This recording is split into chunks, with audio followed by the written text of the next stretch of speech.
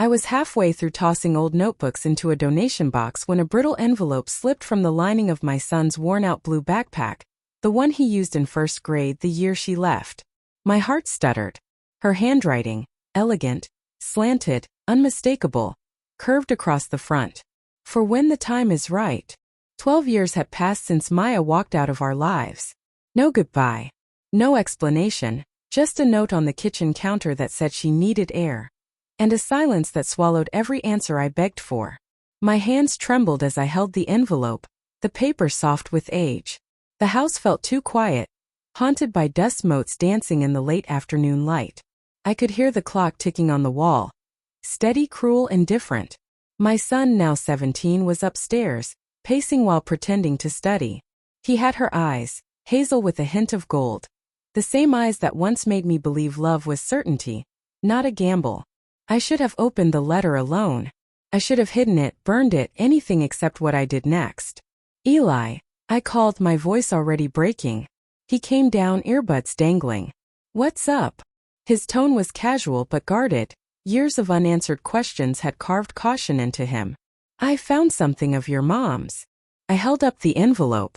His face changed, hope flickering, then fear, then anger settling like ice.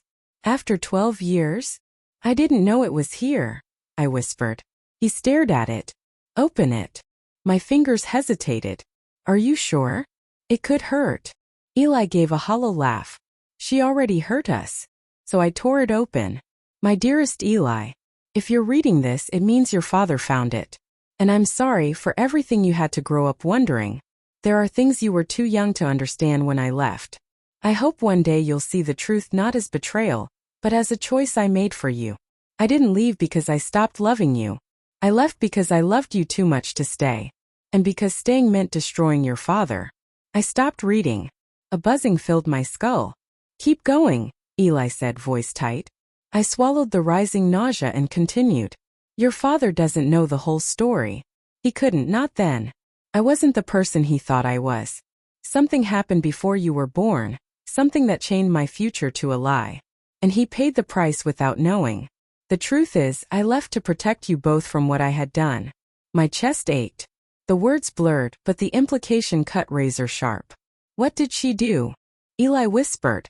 I don't know, I said, but doubt scraped through me. Did I know? Had I ignored signs? There were late-night calls she dismissed as work, hushed conversations that stopped when I entered the room, tears she wiped before I could ask. At the time, I convinced myself love was trust, not interrogation. I had held on to that belief even as she grew distant, even when she slept facing the wall, even as her smile became something forced, polite, rehearsed. I forced myself to read on. I tried so hard to stay, to pretend nothing was wrong, to make our marriage work. But the lie didn't disappear, it grew teeth. And every laughter, every birthday candle, every kiss felt stolen. The night I left, your father told me he loved me. He looked at me with such certainty, such faith, and I broke. I didn't leave for another man. I left because one truth would have ruined him more than my absence did. Eli, I hope you can forgive me. And I hope your father can forgive me too, when he learns the truth I could never tell him. Ask him about the winter before you were born. He'll understand then. With endless love, Mom. Silence wrapped the room, thick as wool. Eli's voice cracked. Ask you? What happened that winter? My throat closed. That winter my mind drifted to memories I had buried. Maya had been distant during the pregnancy, yes, but I chalked it up to hormones, fear, stress. She'd left for a writing retreat for a week. No phone calls, no explanation. When she returned, she was pale, withdrawn. She cried that night in my arms and said, if you ever find a reason to hate me, promise me you'll try to remember this moment too. I hadn't understood. Now the pieces shifted into something terrifying. Eli stepped closer. Dad, what happened? I met his eyes, the same eyes that might not be mine. A thought I had spent years refusing to think now screamed in my skull. No, no, Maya would never. Would she? My legs gave out. I sank to the couch. I don't know, I said, but it tasted like a lie. Eli's jaw clenched. The truth. Please. I swear I never questioned. My voice collapsed. Eli, you're my son. Nothing changes that. I didn't ask if I'm your son. He swallowed hard. I asked what happened. I closed my eyes, breathing through panic. Your mom had doubts. About us. About herself.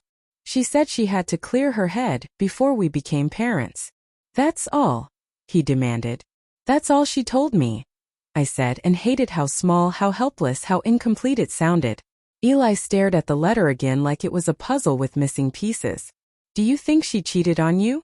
The question punched the air from my lungs. I don't know, I forced out. I never asked. I never wanted to know. Why? Because I was a coward. Because I loved her too much. Because the truth might have destroyed me. Because a perfect lie felt safer than a brutal truth. But I couldn't say that. Not to him. I believed in her, I said instead. Even when she walked away. Eli sank beside me. What if she left because I'm not? Stop. I grabbed his shoulders. Biology doesn't make a father. I held you your first night. I sang to you when you couldn't sleep. I stayed. That's what matters. His eyes filled. Then why does this hurt so much? Because love doesn't stop hurting just because it's broken, I whispered. He leaned into me, and for a moment we were father and son again, not people drowning in her ghost. After a long silence, he asked, What do we do now? I looked at the letter, the confession wrapped in riddles bleeding through time. We find the rest of the truth, I said. And if we don't like it? We face it anyway. Eli nodded, and something in his expression shifted. Not hope, not closure, but resolve. I placed the letter back in the envelope, but as I slid it in, my fingers brushed something else still inside. A second folded page I hadn't seen. My pulse spiked. Eli saw my reaction. Dad, what is that? I unfolded it slowly. 6 words stared back at us, shattering the room like glass. He knows. And he won't stay silent. Underneath, a name I hadn't spoken in 12 years. My brothers.